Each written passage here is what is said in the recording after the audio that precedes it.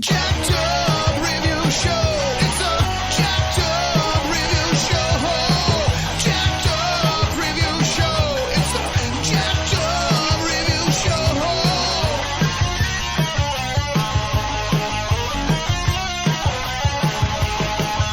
Join us as we cover many an insane movie and numerous cult TV phenomenons. Are you ready to get jacked up? Are you with us? Then listen on. Listener discretion is advised. It's a Jacked Up Review Show. It's a Jacked Up Review Show. Jacked Up Review Show.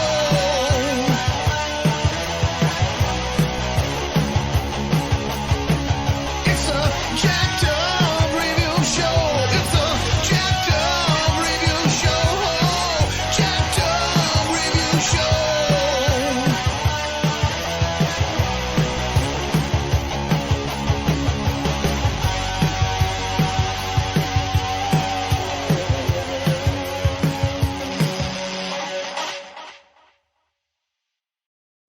Welcome back. We got newcomer to the show, Nicole Newcomb. How are you? I'm good. How are you? Always delightful. So we are just gonna do a brief summary of some highlighted actors of the 40s and 50s era in film. My favorite topic. Yep. I was just asking Nicole what she wanted to talk about on the show, and that was her pick, and I was like, can do. Anyone else would have said, oh, is it on Netflix? No, it's probably not on Netflix. Yeah. Unless it's Yeah. Casablanca, it's probably not on Netflix. You might have an easier chance on HBO Max. Well, there you go. Yeah, see, yeah, even Peacock probably has, It's a Wonderful Life, or even that's like the 30s. So yeah, there you go. Movies are exclusive. The Criterion Channel, you name it. So, Shout Factory. So when you were getting into older movies, did you already kind of have a bunch of references and family or friends who go out of their way? Or Honestly, it started. This is gonna sound like so funny, but I was 9 years old and I was watching Three Stooges shorts, and nice. when you're 9, any of those things, like when you're 9, it's just like any like slapstick like humor like that is hilariously funny, and I just remember like cracking up and having tears rolling down my face. But I didn't really like catch on too much to that. That was probably the only thing at that age that I was like interested in, like old wise. And then a few years later, Frank Sinatra kind of captured my interest, which I don't even know where that came from, but like I just was immediately hooked onto his music. There was just something about his voice that draws you in. And I just immediately like I had to like listen to his music on repeat, and then like I started watching some of his movies when I was a teenager, and I just couldn't, like, it was like a full-blown addiction when I was a teenager. Like that's where it really started, when I was like 15 years old. Stellar. Yeah. I was pretty much that way since like I would just read any kind of film reference book and I'd get all kinds of references, and yeah, even just watching Saturday morning cartoons is like, okay, but I know who they're referencing even though I haven't seen any of their movies.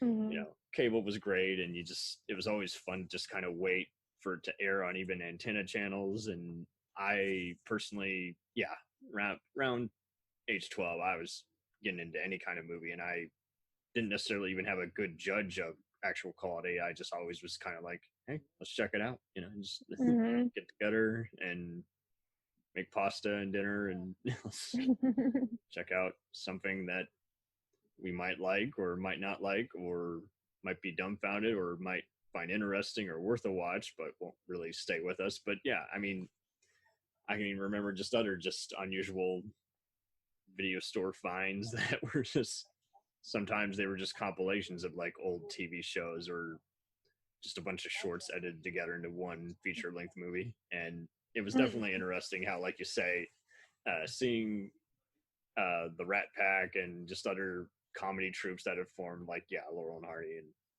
Stooges, and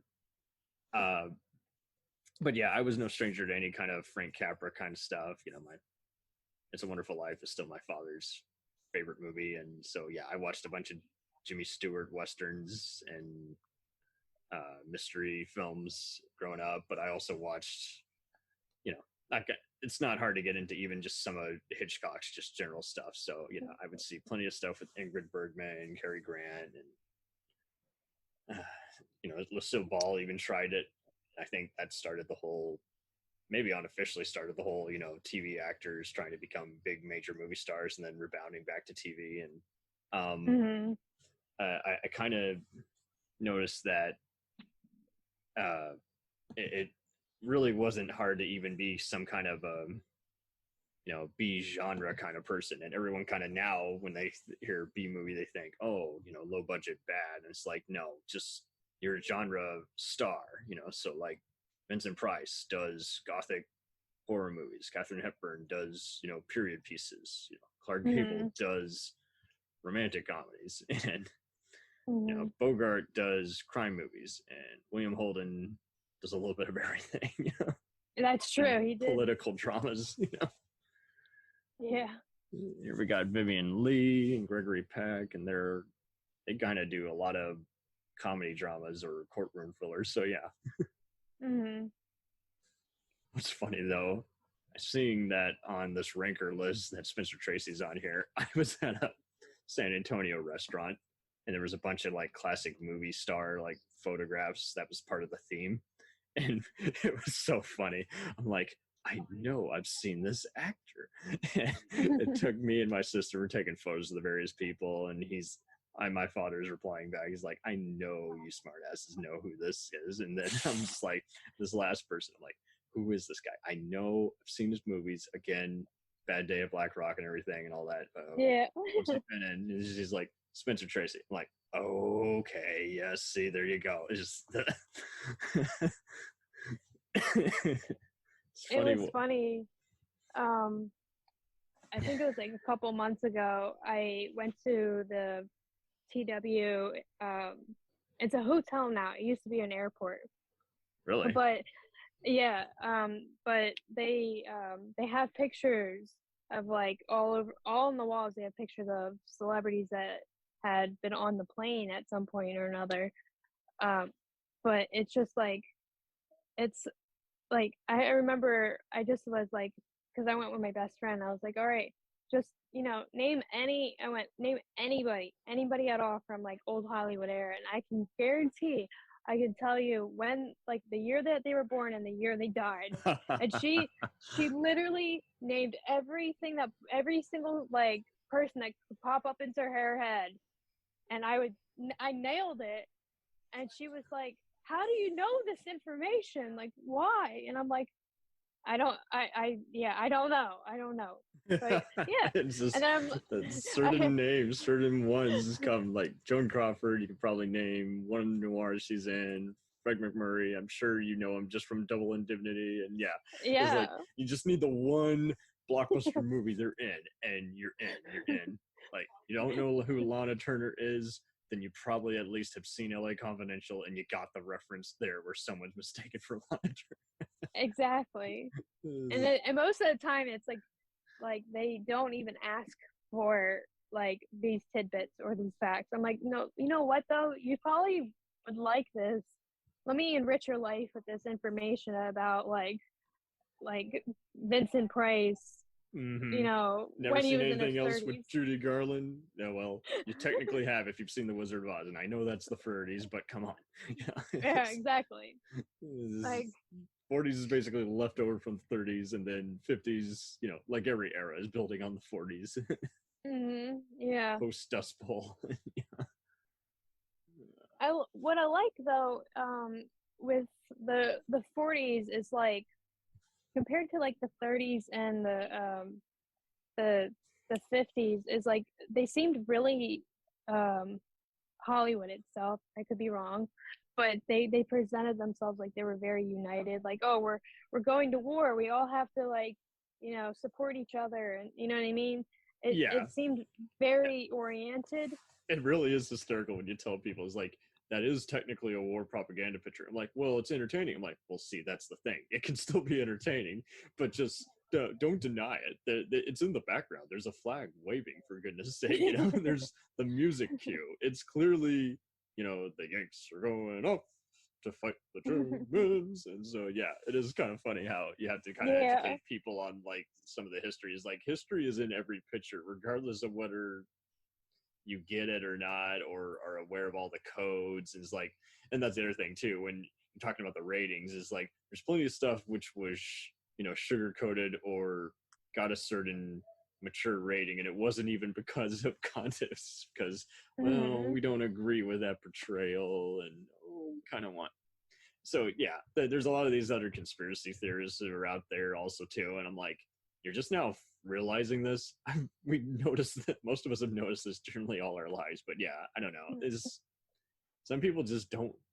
It makes you wonder if those were the ones who were asleep during history class. It's like, I personally was the one who read the back of the chapters, even the stuff that wasn't on the test. I would find it. Yep. I was also the type of person, like, in school, I didn't find history classes that interesting because they always, like, focused in on like state history, you know what I mean? And it wasn't, they wanted like, to sum it up way too neatly to where it's like, if it was that neat, we would still be learning from this. There's like exactly. 5 more layers to this. Like, a PBS documentary would have summed this up way better than what you're doing. And they would always want to go to, like, very outdated generic stuff. I'm like, okay, so you want to do as much as what's on this generic outdated VHS tape, of an old library. I think we could find maybe could you at least give us a Ken Burns documentary, something? Right. No, it's just like they gave us the, like, so the war started and ended and the end, and it was like, okay, no, not after what many happened in losses. between? Yeah, People got disease, eating canned goods. Yeah, like, I want the nitty gritty. Tell me, like, everything that happened. We didn't discover the Holocaust right away. That's the other thing too. Is like, there's so many other just ridiculous. Like, everyone has to be giving credit to everything. Is like, there's some books that don't even mention, like, the Allies and everything, like, working together. And it's just like, okay, can you please sum up all of the countries who were working with us versus the ones we were fighting? And I'm not saying you got to give them personas, but you might as well choose some kind of narrative explaining why all of them have some kind of stake in the fight. This is no different than a gambling tournament. Why are you on what side and how did you get here? And everyone wants to just speed towards the end. Just, again, it's kind of like a NASCAR race, but it's just a very lifeless one. It's like everyone just wants to win. No one wants to actually explain why they're in it to win it. Yeah, and I don't think that's really, well, that's not telling history for what it really was. Totally. And clickbait is even worse than it probably was 20 years ago. And it's never really surprising to see that, stuff you never knew. And it's just like, oh, we've known a bunch of this before. And it's just so funny how people are now deciphering certain lyrics. And even post Me Too is like, we're seeing even more sexually provocative, like, lyrics in some of those songs. Is like, well, yeah, pretty much everyone was singing about sex or something just very over the top that, yeah, we somehow missed it. It's always been there. It's always been there. And because it didn't have anything actually, like, explicit, people ignored it the first time. And we were even talking about, like, Bob Dylan, and that's like years later, in the 70s and everything. And it's just like, yeah, he was saying a lot of graphic references, but because somehow it missed it, the censorship didn't pick up on it. It's kind of funny what stuff you really don't even just generally hear. Even, I don't know if some stations are just, like, afraid to play them because you're always going to get that kind of hypocrisy. It is kind of funny how Michael Jackson can be played 24/7 and other certain artists, oh, no go, can't play that ever, no. It's very like, I don't know, convoluted how like if it depends on who it is, but it's like, oh, I'll talk about this, but I'm not going to go into full detail about what any of this, like any of what happened. I'm just going to give you like, oh, you know, the small things, Totally. which is unfortunate. If you know about him, oh, great. It's like, well, you gave me an incomplete story if you can't even like sum some of it up. Mm-hmm. It's wild. Do you think certain movie stars like get a little more attention than the others? Like, you'll see a lot of attention for like someone like maybe Betty Davis or James Cagney, but then there's like a bunch of others. Like, I don't think, if I had to ask like other random people here, I guarantee you I would probably get a bunch of, huh? Who's that? You know, if I asked them who Vivian Lee was, or maybe even Errol Flynn, or someone might just say, oh. I feel like a lot of times, like, yes, these are talented actors and actresses, but sometimes I feel like so much attention is brought on them that you don't actually see them for their acting abilities. Yeah, you like them for their looks, like, and I guarantee you, again, just with references, someone probably knows them just from like more mature like cartoon like The Simpsons or Family Guy doing like a recurring gag of it, or maybe Madonna mentioning Fred Astaire in one of her songs is like, yeah, but do you even know who Fred Astaire is? Yeah. He's a dancing performer in many musicals. Yeah, and then like the movie snobs that are like, well, I only watch the ones that like quote unquote like that matter, you know what I mean? Like, oh, I've watched Gone with the Wind, but then like Clark Gable was in how many other movies out there that are like still like pretty damn amazing, you know, without being Gone with the Wind. Oh, it's exhausting. And I mean, it's okay to just say, I haven't seen many of their movies. You know, I've heard the name, I just never seen their movies. And unfortunately, I don't know if it's just people. I think it's more than just people being proud, afraid to admit that they don't know what they're talking about. But then I think it gets to where if you were to even just go the extra mile and say, oh, you know, I just never gone around to see it. And it's like, well, you know, are you going to see it? No. Well, maybe. It's like, well, no, it's yes or no. I'm not going to see their movies anytime soon. And it's okay. You know, something's going to frequent around. And I've noticed even there's been kind of a cycle of people who now look for like long lost movies. It's like, well, eventually you're going to find some long lost movies that are from just like decades ago. And they will be, yes, in the 30s, 40s, or 50s. Yeah. And, or even the 80s. Yeah, it's like it's the same cycle. Someone got too big a head, and millions of dollars later, and in this case, you know, back when it was different inflation here,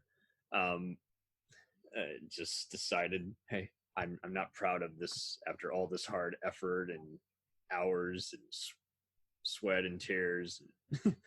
I don't think anyone would be entertained by this, but maybe they might. But I'm going to just store it away until the studio burns down. I'm not going to let anyone see it.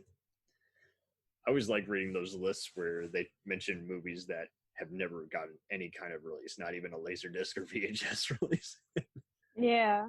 And yet they've been seen occasionally on some antenna channel. Someone had a copy. What like I always like found interesting is like anytime that it's an actor or actress from like the 40s that are extremely well known even to like today, like we were saying, like the Clark Gables or anything like that. There are so many actors that are so often overlooked because their I don't know what the right word is, but like their magnitude is, yeah, it isn't as big as it was back when they were stars. Like Totally. I love Tyrone Power, and he's still a pretty, he's big, but like, How many people if know I him met just for Zorro versus all those other like epics and romanticized swashbucklers? exactly, or like, do they know him from the original Nightmare Alley? You know what I mean? Like, There you go. yeah, like he did have pretty amazing films back in the 40s, but he's often overshadowed because of Humphrey Bogart, James Cagney. You know what I'm saying? Like, Mm-hmm. but he did phenomenal films back then. Well, I think it is also kind of funny. I mean, before we started like recording this, guys, like we were even talking about just how everyone looks strictly at the Rotten Tomatoes meter. And it's like you realize they're taking sources from like all kinds of sources, like an original TV guide and printed like retrospect review versus like a current, highly promoted blog or something like that. No one thinks about that. It's like, yes, none of those reviews are going to entirely match up because they're going on who knows what, like whatever stopped or began at a certain point. That's what a certain movie is rated on a certain site. And yeah, no one, when you explain to certain people, they just refuse to understand why certain people think a certain way. Is like, yeah, virtually everything you like was hated when it came out, and it just popularized on TV. Just repeat.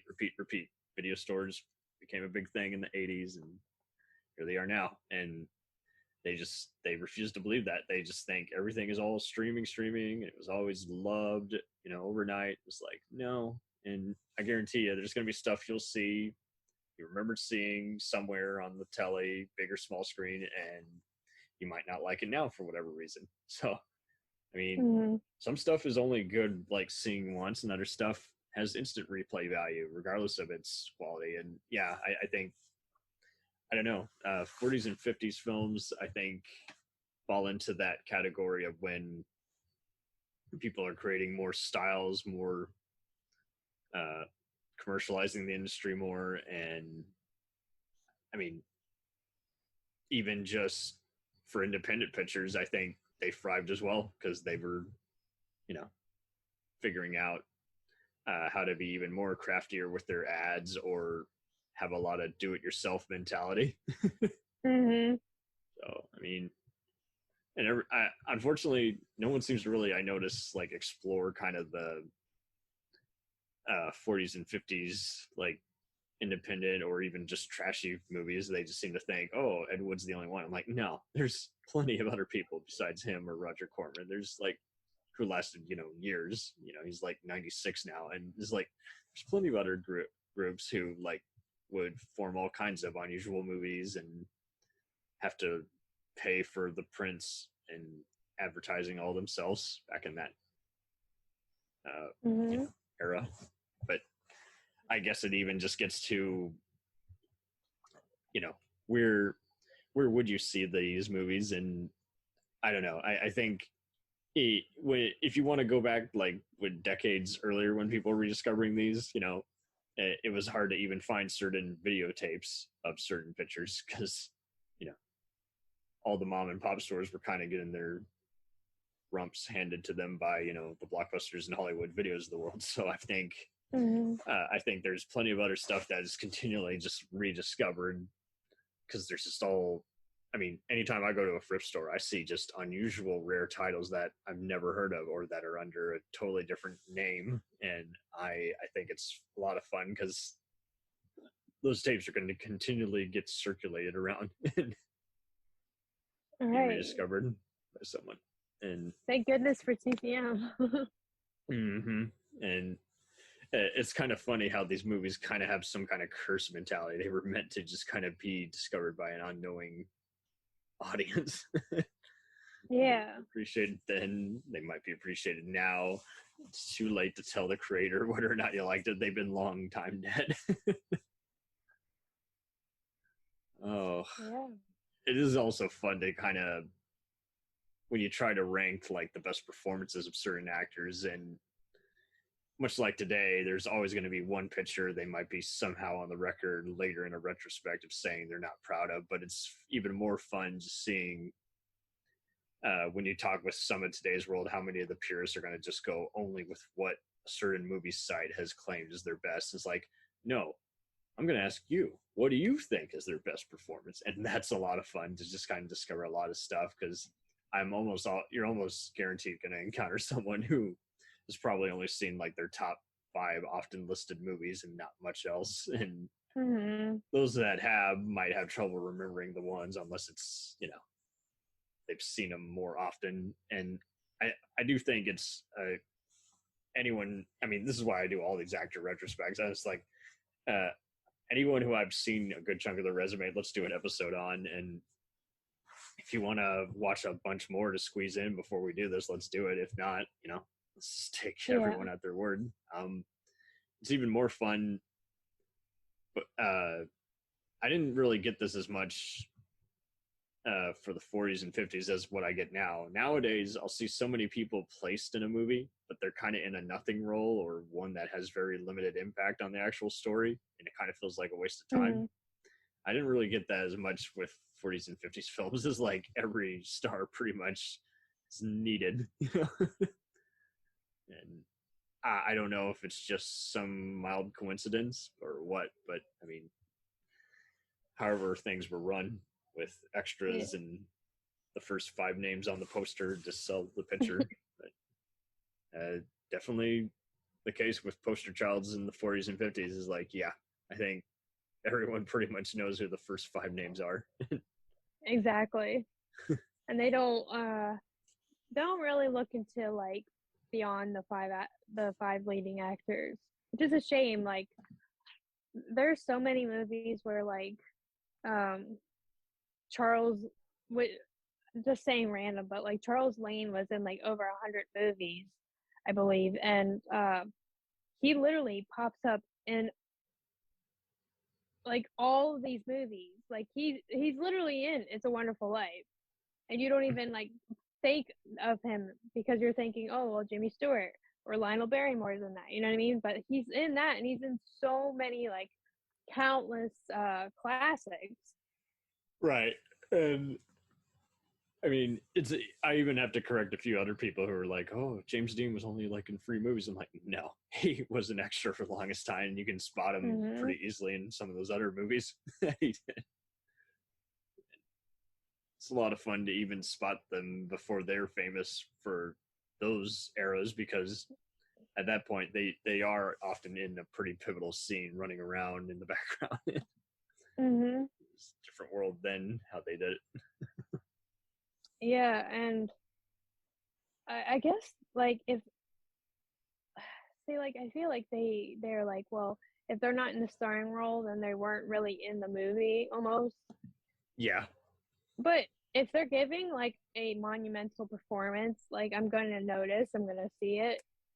Like there's you were saying different with kinds James of Dean. extras. I did a lot of extra work for a while, and I would get so annoyed when everyone would act like I co-starred in a movie with so and so. I'm like, your scene didn't even make the final cut. And I was like, this is like, you can have fun with some of that, but I mean, there's a reason a lot of people who become famous will take that off their resume, because it's like, yeah, I mean, you were part of it, but you kind of weren't. And I say, if you're an extra, be an extra who's at least like handing someone a piece of paper, or have a little bit.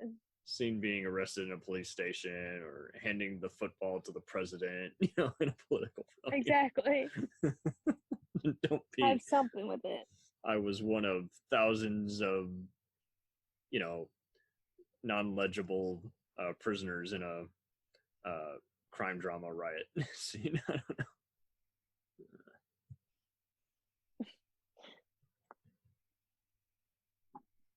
Like one of my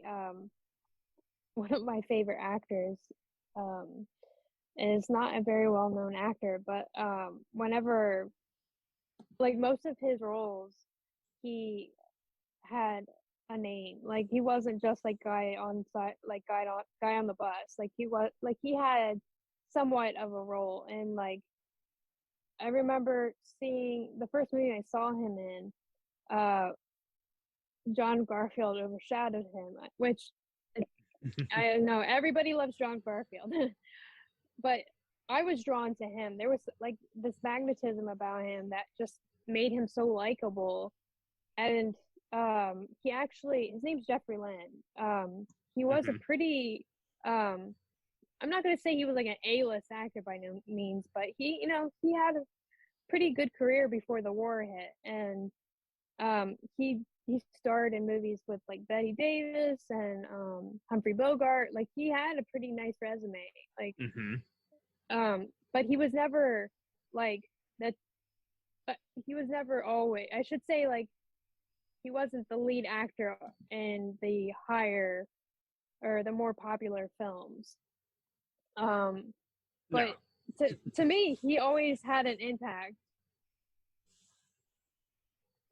I would hope, but yeah, I mean, that's the other thing too. I mean, I think the reason a lot of these movies make a bigger impact is because, yes, you know, before we had, you know, bigger budgets, and now we have all digital. Is like, again, you know, I have, for a film class, you know, mess with 16 millimeter is like, yeah, every, you know, time was money. You know, people did have to. And I get even more annoyed when I see people discussing certain predicaments with how people arrange things. Is like, well, what era? You know, are you going on how they did it in the 70s or 80s? Or are you going on, yes, like 40s and 50s? Yeah. It just always never fails. Everyone wants to compare themselves to a certain icon and everything. Is like, well, you can claim to know the whole story, but you kind of don't have the whole story. You got like few other things. That's kind of like what I found with the annoying with the whole like method acting thing. Like, whenever anybody brings up about method acting, they're like, well, they'll bring up about like James Dean being a method actor, and then Marlon different Brando kind of being method acting and different kind of era. but it was all like their styles were all different.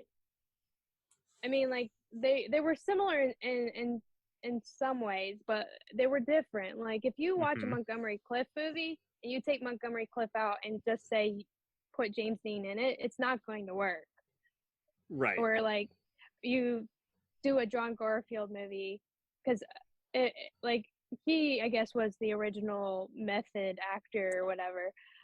If you took him out and you were like, all right, let's put Montgomery Clift in it, it's not going to work. Their style of acting was a lot different from each other, and that's what made him unique.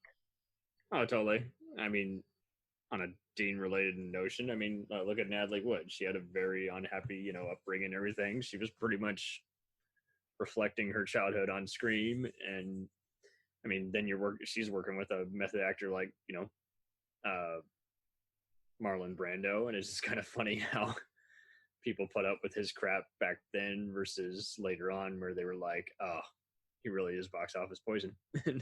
It is kind of funny how, yeah, by that point, I think, yeah, in the 50s, officially, I mean, I get it. You know, Hollywood was owned by a lot of mobsters and studios, and there's any time where there's money, there's always, you know, much like Vegas, there's going to be some underlings who, you know, have some very shady dealings at heart. And it is interesting how, yeah, by that point, everyone's very over marketed and can instantly, you know, become a sensation overnight, or even just be destroyed just making something. And I find it very intriguing how, yes, those kinds of different method actors is like, there's plenty of them who kind of almost give me kind of a, how I look at some of the 70s bands, how even though they didn't have some kind of drug of that equivalent that they were necessarily on, some of them was kind of just not in the zone. And sometimes they just never left any kind of zone. They just kind of just walked in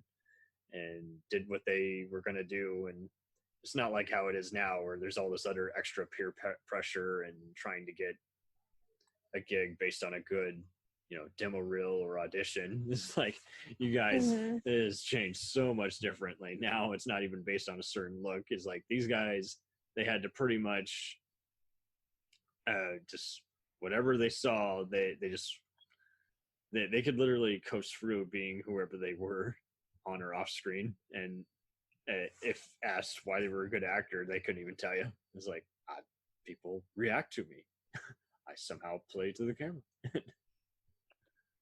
I think, yeah, the method, whatever methods or standards they are using, yeah, can't even compare with today's world. Like, I had an extra pal who I knew about who told me that with the Magnificent Seven rehash with Denzel Washington and Vincent D'Onofrio, a lot of those guys in character the whole time, but not the over popularized type of acting that you kind of hear from someone like maybe Daniel Day-Lewis, where they don't even leave the set, completely in character. It was kind of more like some of those other character actors who've been known to do that. Is like they just reply using whatever harsh voice they're using, in character. Yeah.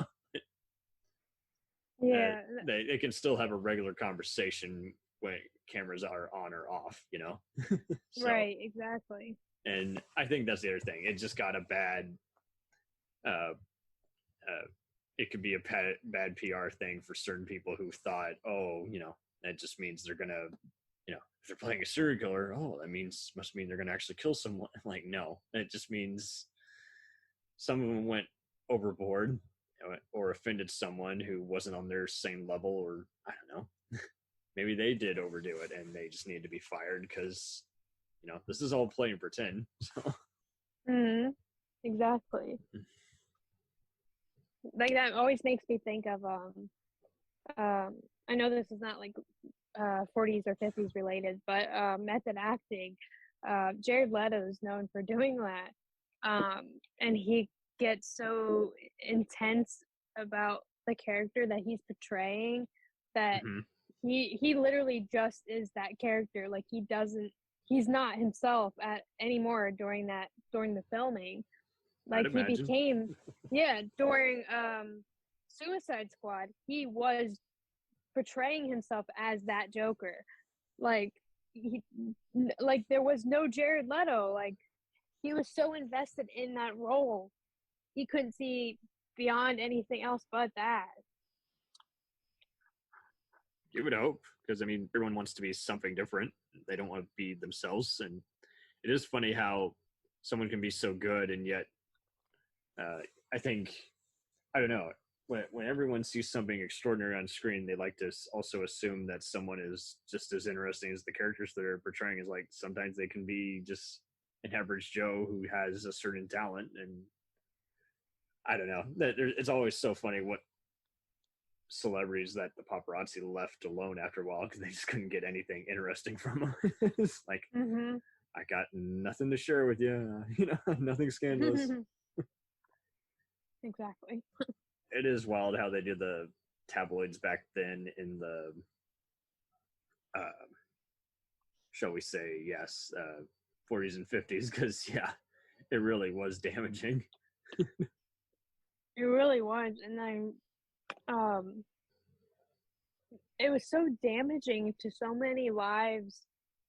They still are pretty bad, but and the minute it was printed, everyone thought it must instantly have been fact checked. Research be damned.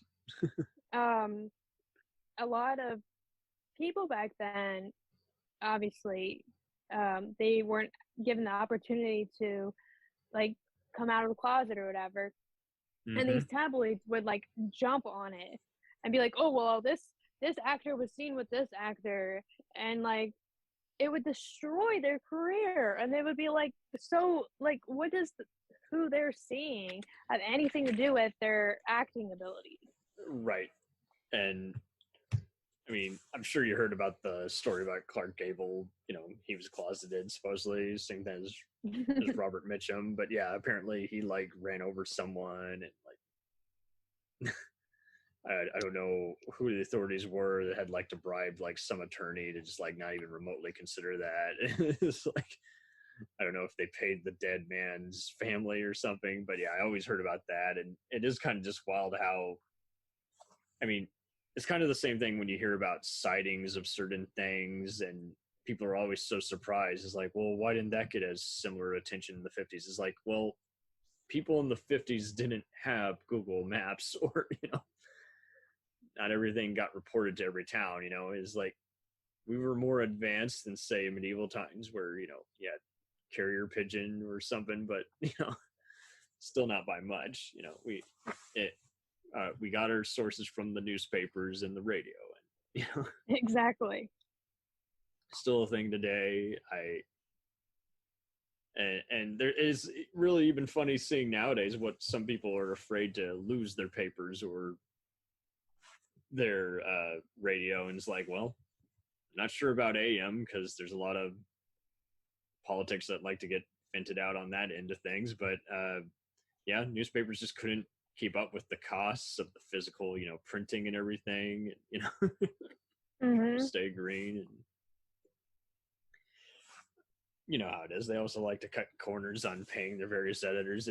It's also especially, I mean, speaking of pay cuts, it's especially funny seeing what films I find in the 40s and 50s, like people can't even agree on who actually directed the whole thing. It's like, Mm-hmm. was it just 2 scenes? Okay, so then they're technically assistant director, Yeah, right?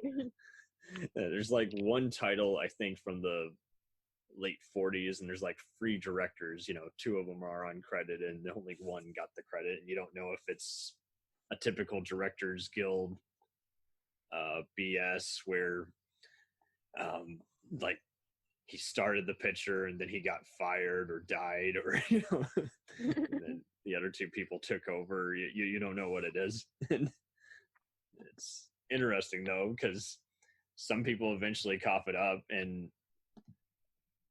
I mean, IMDb, some people have to question some of the trivia and everything, but most of the time you can at least find someone citing like some film history book where someone turned it up. Someone heard it from some like friend of the producer or what have you, and just took that with a grain of salt. That was the research. Exactly. It's still even harder with even more recent independent films. Someone pretty much has to like been at like a Q&A panel like at a festival or something. Just got the brain and they write it down. And I mean, I also get even more annoyed when people act like the filmmakers, word is nothing to the critics and everything. Is like, well, you got 2 sides to this. Is like what they intended versus what kind of a movie it became or is considered. So, I do that all the time with like certain genres and everything. It's especially more interesting with how many of these movies are successful, but they're based on books which have totally different tones or premises, and they like followed like that. They pretty much foreshadows the current predicament today, where only a quarter of a book is followed, and the rest of it is related in name and premise only. And yes, with tone and whatever it's marketed as, it's like you might have promoted it as a drama. We're feeling like this. The public considers this a comedy, so Exactly. as a result, it was awarded best comedy movie of the year or something like that. So yeah, it's definitely interesting there how it takes a while for everyone to kind of be very, very outspoken. It seems like pretty much where I see reports of people not liking certain things, it's pretty much, I think, around the 60s and 70s where you start getting a lot of that people being unprofessional to each other, or saying what saying not so discreet thoughts about their newest project. So it is kind of funny how here in the 40s and 50s, you just didn't really even get their opinion. They're just the equivalent of models on a billboard. Basically. Yeah. And It is funny though how, I mean, people had to sketch these photos, and it's like, and do other specific photo devices that, nowadays would be, easily done in Photoshop and everything. And I think that's an art that's forgotten, or people know, but they keep letting themselves forget. Is like, they're like, oh, how hard can it be? I'm like, it was very hard. You had to do this in a dark room. You had to photograph these guys, and you'd have these studio executives that weren't very kind, and like especially very demeaning. Like, person's nose too big, or this person doesn't look like a soldier of war or a leading man. They're out of here. And I'm always guffaw when I see certain cartoons playing it up. I'm like, yeah, but it's kind of true. Mm-hmm.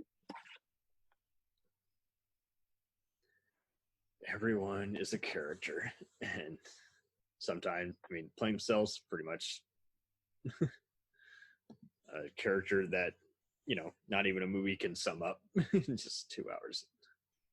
Exactly. What's your take on how people are arguing over movies of a certain length now? Like,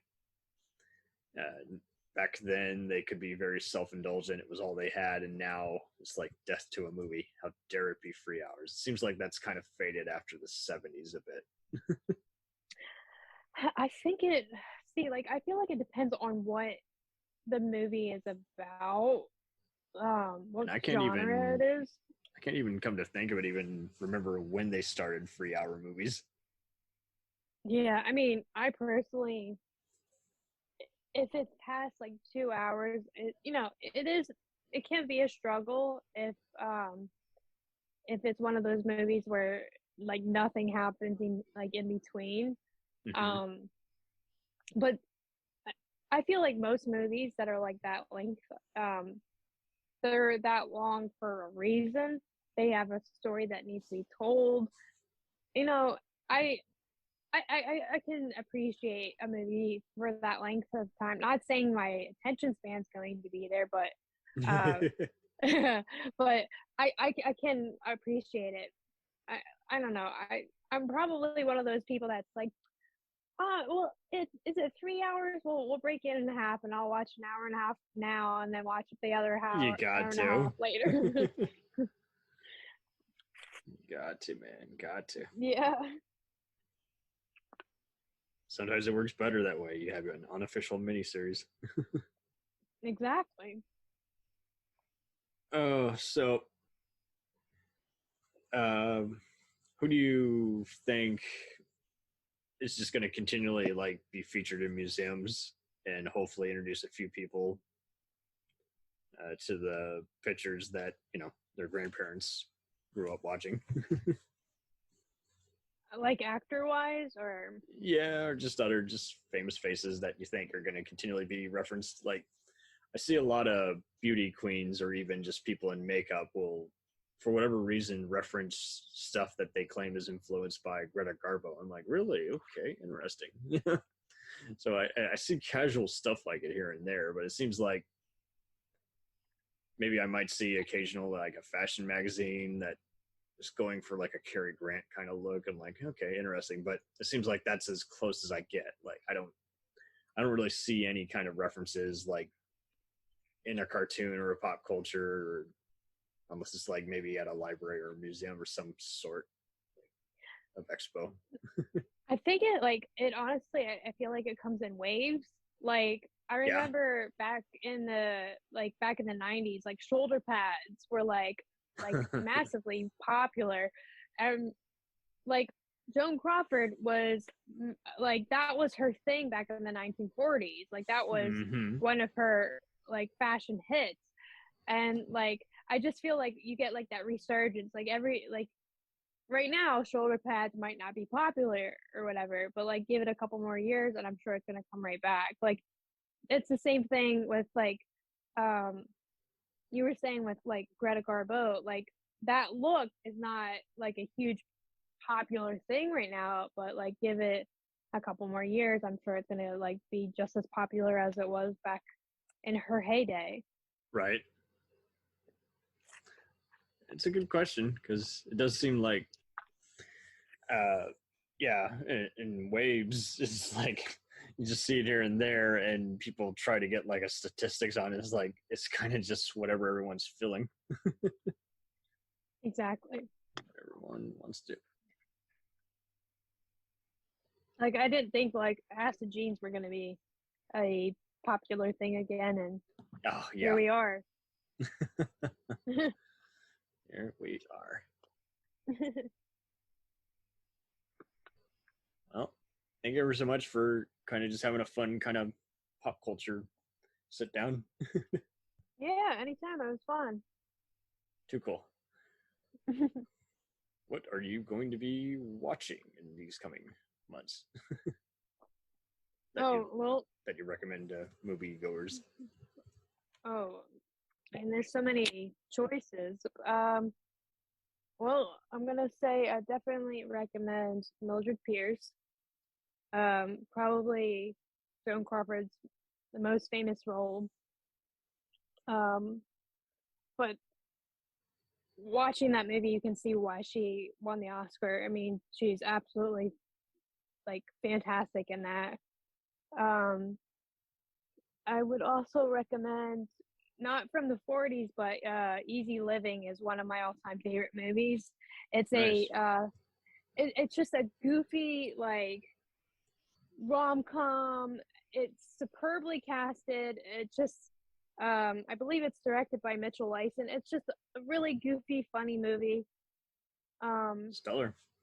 Yeah, I like all movies, but I tend to gravitate towards more of the lighthearted movies, Right. and that's Something- definitely one of them. Something that doesn't anger everyone just sitting down and watching it. Exactly. We'll return after these messages. Hey, feeling down? Feeling low? Not enough podcasts about movies in your life? Why not try They must be destroyed on sight. the new Podcast Cure-All? Sure to get you right with the world and on a path to better living. We have exploitation, we have Italian horror, we have zombies, we have slashers, we have crime films, we have spaghetti westerns, we even have sci-fi and sex comedies. So take a dose of They must be destroyed on sight. as needed, and let the hosts, Lee Russell, Daniel Harper, Paul Romali, and the odd guest host cure what ails you. Warning, may cause atrophy, African consumption, black fever, bone shave, chin cough, colic, cramp colic, dropsy of the brain, elephantitis, grocer's itch, jaundice, mania, miasma, mortification, palsy, Pott's disease, rheumatism, scurvy, St. Anthony's fire, summer complaint, and worm fit in some people. Consult a physician before listening.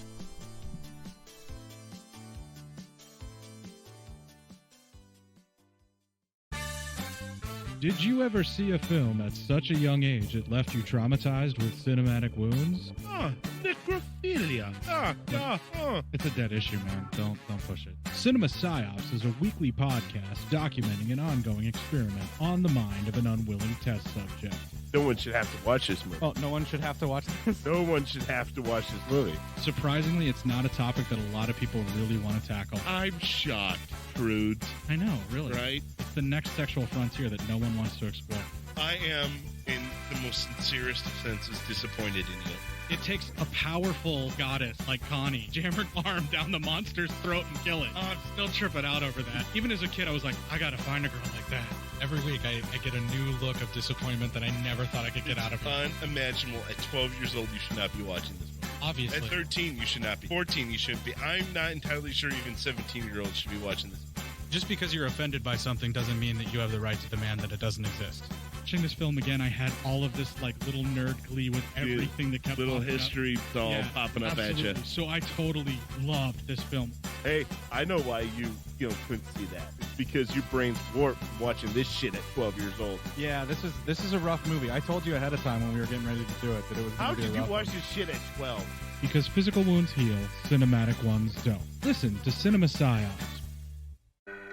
Hey everybody, I'm Corey. And I'm Zach, and we're the hosts of Podcasting After Dark, a cast dedicated to late-night horror and sci-fi of the 80s and 90s, often found on HBO and Cinemax. You know, the movies your parents didn't want you watching as a kid. You can find us every other week on Apple Podcasts, Spotify, Podbean, and Stitcher. This is what you want. This is what you get. It's time, let's check our queue, baby. Pair it with a couple brews, baby. We love good movies. We love the bad ones too. So we watch them all and pass their lessons on to you. Oh yeah.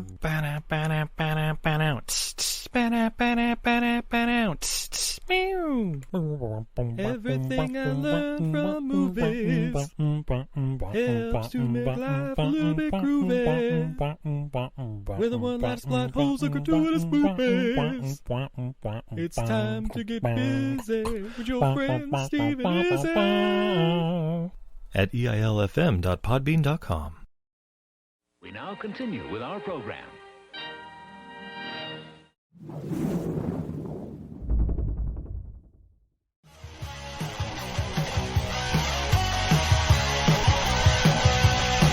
Follow us on the web on Facebook, Twitter, and Instagram. The podcast is available on Podbean, Spotify, iHeartRadio, Anchor, Apple, and anywhere else podcasts are available. Feel free to review our show and leave comments on any of those sites. Thanks a million for listening. It's a jacked up